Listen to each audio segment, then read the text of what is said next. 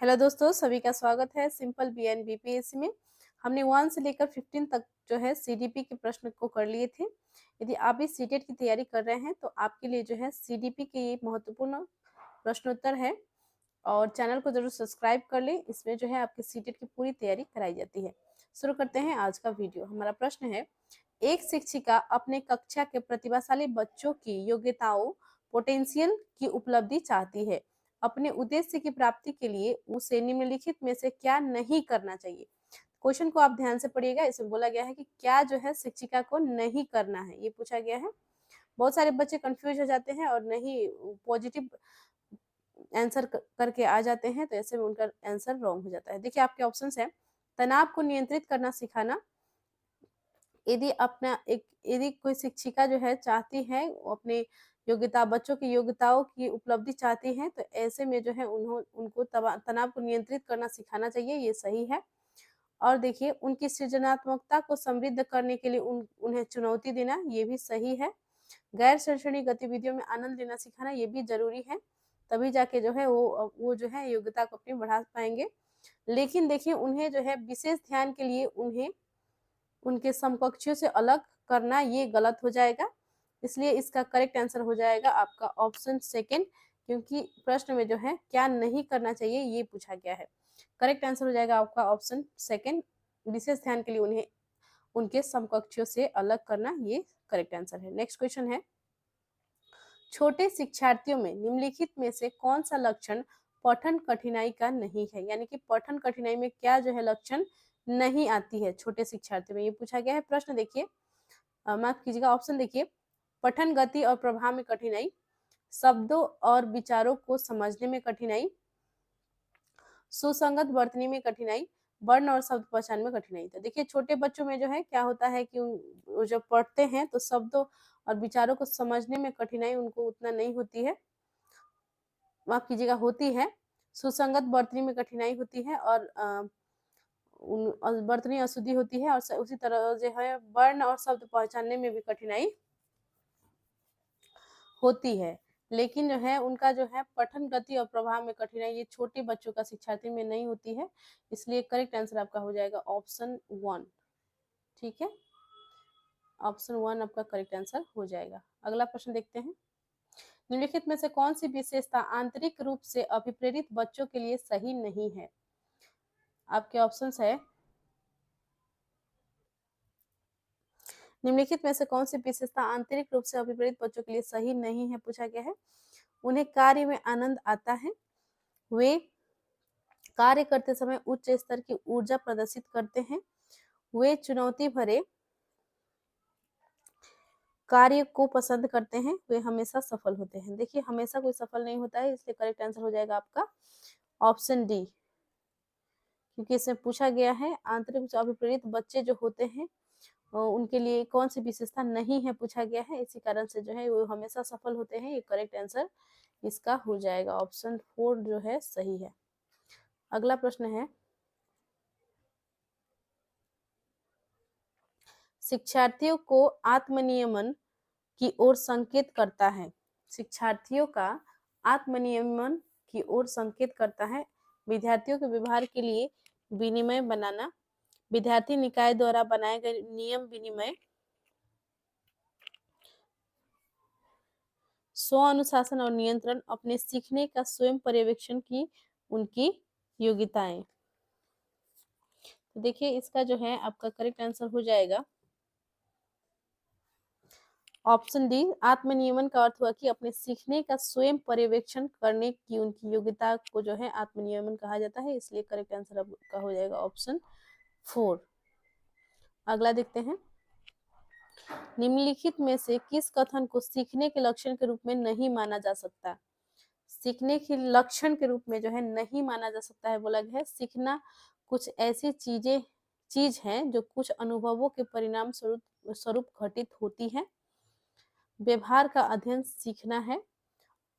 अनअधिगम भी सीखने का एक हिस्सा है। सीखना एक प्रक्रिया है जो व्यवहार में मध्यस्थता करती है। तो देखिए इसमें पूछा गया आपसे कि सीखने के लक्षण के रूप में जो है नहीं माना जा सकता है, ये पूछा गया है, तो इसमें आपका करेक्ट आंसर हो जाएगा ऑप्शन सेकंड, व्यवहार का अध्ययन सीखना है, ये करेक्ट हो जाएगा। नेक्स्ट क्वेश्चन देखते हैं। सिद्धांत के रूप में रचनावाद, रचनावाद क्या है ये पूछा गया है आपसे। तो देखिए, दुनिया के विषय में अपना दृष्टिकोण निर्मित करने में शिक्षार्थी की भूमिका पर बल देता है। रचनावाद क्या करता है, दुनिया के विषय में अपना दृष्टिकोण निर्मित करने में शिक्षार्थी की भूमिका पर बल देता है। सूचनाओं को याद करने और पुनः स्मरण द्वारा जांच करने पर बल देता है। शिक्षक की प्रभुत्वशाली भूमिका पर बल देता है। अनुकरण की भूमिका पर केंद्रित है। तो देखिए, सिद्धांत के रूप में रचनावाद जो है दुनिया के विषय में अपना दृष्टिकोण निर्मित करने में शिक्षार्थी की भूमिका पर बल देता है। करेक्ट आंसर आपका ऑप्शन 1 हो जाएगा। अगला प्रश्न है, सृजनात्मक शिक्षार्थी वह है, कौन है? आपके ऑप्शंस है, बहुत बुद्धिमान है, परीक्षा में हर बार अच्छे अंक प्राप्त करने योग्य है, पार्श्व चिंतन और समस्या समाधान में अच्छा है, ड्राइंग और पेंटिंग में बहुत विलक्षण है। तो देखिए, आपका इसका करेक्ट आंसर हो जाएगा ऑप्शन नंबर 3, लेटरल चिंतन और समस्या समाधान में जो अच्छा होते हैं उन्हीं को जो है सृजनात्मक शिक्षार्थी कहा जाता है। करेक्ट आंसर आपका हो जाएगा ऑप्शन 3, पार्श्व चिंतन और समस्या समाधान में अच्छा, लेटरल चिंतन में। ठीक है, नेक्स्ट क्वेश्चन है, अवधारणाओं का विकास मुख्य रूप से डैश का हिस्सा है? बौद्धिक विकास, शारीरिक विकास, सामाजिक विकास, संवेगात्मक विकास। तो देखिए, अवधारणाओं का विकास जो है ये बौद्धिक विकास का एक मुख्य रूप से एक हिस्सा है। बौद्धिक विकास का करेक्ट आंसर हो जाएगा ऑप्शन 1। नेक्स्ट क्वेश्चन है, व्यक्तिगत शिक्षार्थी एक दूसरे से डैश में भिन्न होते हैं? विकास की दर, विकास क्रम, विकास की सामान्य क्षमता, वृद्धि और विकास के सिद्धांत। तो देखिए, आपका करेक्ट आंसर हो जाएगा ऑप्शन 1, व्यक्तिगत शिक्षार्थी जो है विकास की दर में एक दूसरे से विकास की दर में भिन्न होते हैं, व्यक्तिगत शिक्षार्थी।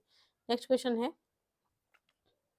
बच्चे के उचित विकास को सुनिश्चित करने के लिए उसका स्वस्थ शारीरिक विकास एक महत्वपूर्ण पूर्व आवश्यकता है, यह कथन।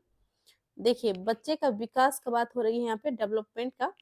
तो बच्चे का उचित विकास को सुनिश्चित करने के लिए जो है उसका स्वस्थ शारीरिक विकास बोला गया है। तो स्वस्थ शारीरिक विकास होना जो है ये महत्वपूर्ण है।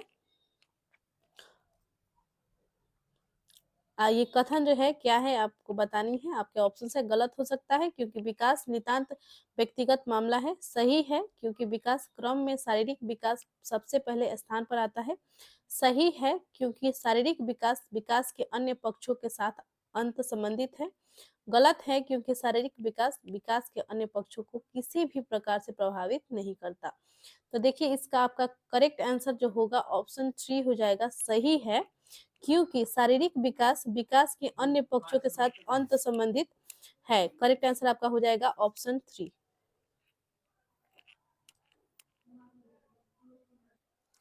अगला प्रश्न देखते हैं, मानव विकास कुछ विशेष सिद्धांतों पर आधारित है, निम्नलिखित में से कौन सा मानव विकास का सिद्धांत नहीं है? अनुक्रमिकता, सामान्य से विशिष्ट, प्रतिवर्ती, निरंतरता।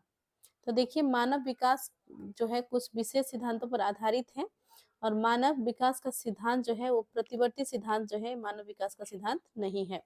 बाकी अनुक्रमिकता, सामान्य से विशिष्ट की ओर जाना और निरंतरता ये जो है मानव विकास का सिद्धांत है। अगला प्रश्न है, निःशक्त बच्चों के लिए समेकित शिक्षा की केंद्रीय प्रायोजित योजना का उद्देश्य है डैश में निःशक्त बच्चों को शैक्षिक अवसर उपलब्ध कराना। तो आपके ऑप्शन है विशेष विद्यालयों, मुक्त विद्यालयों और ब्लाइंड रिलीफ एसोसिएशन के विद्यालय, नियमित विद्यालय।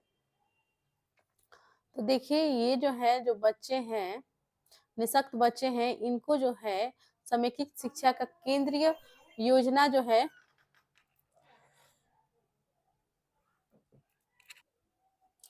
तो देखिए, इसका करेक्ट आंसर आपका हो जाएगा निःशक्त बच्चों के लिए जो है इसका इस योजना केंद्रीय योजना का जो है मुख्य उद्देश्य वो है कि नियमित विद्यालय जो है इनमें इन सभी बच्चों को भी जो है पढ़ाया जाए। करेक्ट आंसर आपका हो जाएगा ऑप्शन नंबर 427 का।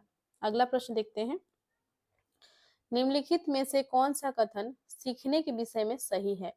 सीखना उस वातावरण में प्रभावी होता है जो संवेगात्मक रूप से सकारात्मक हो और शिक्षार्थियों को संतुष्ट करने वाला हो। सीखने की किसी भी चरण पर सीखना संवेगात्मक कारकों से प्रभावित नहीं होता। सीखना मूल रूप से मानसिक क्रिया है। बच्चों द्वारा की गई त्रुटियां यह संकेत कराती है कि किसी तरह का सीखना नहीं हुआ। तो देखिए इसका जो है आपका करेक्ट आंसर हो जाएगा ऑप्शन नंबर 1। सीखना उस वातावरण में प्रभावी होता है जो संवेगात्मक रूप से सकारात्मक हो और शिक्षार्थियों को संतुष्ट करने वाला हो। तो सीखने के विषय में जो है यही कथन सही है। करेक्ट आंसर आपका हो जाएगा ऑप्शन 1। अगला प्रश्न देखते हैं। मूल्यांकन इवैल्यूएशन का कौन सा मुख्य उद्देश्य होना चाहिए? शिक्षार्थियों की उपलब्धि को मापना, यह निर्णय लेना कि क्या विद्यार्थी को अगली कक्षा में प्रोन्नत किया जाना चाहिए, सीखने में होने वाली कमियों का निदान और उपचार करना, शिक्षार्थियों की त्रुटियां निकालना तथा उनकी उपलब्धि मापना। तो देखिए इवैल्यूएशन यानी कि मूल्यांकन का उद्देश्य जो होता है वो होता है कि आपका जो है सीखने में होने वाली कमियों का निदान और उपचार करना चाहिए। करेक्ट आंसर आपका हो जाएगा ऑप्शन 3।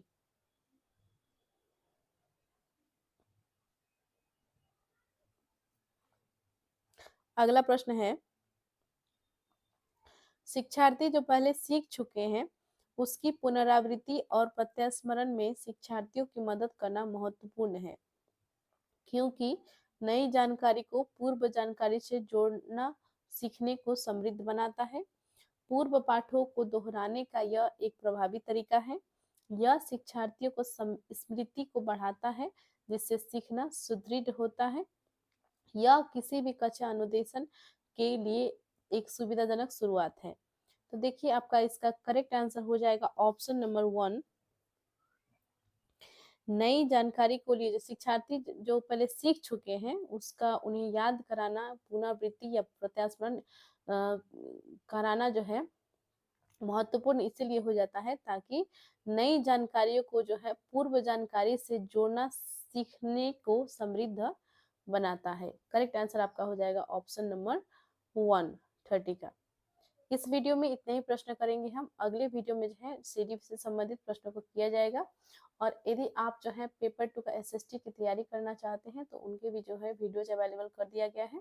जीके से संबंधित जितने भी प्रश्न हैं सभी को सॉल्व किया गया है और पेडागोजी के साथ में।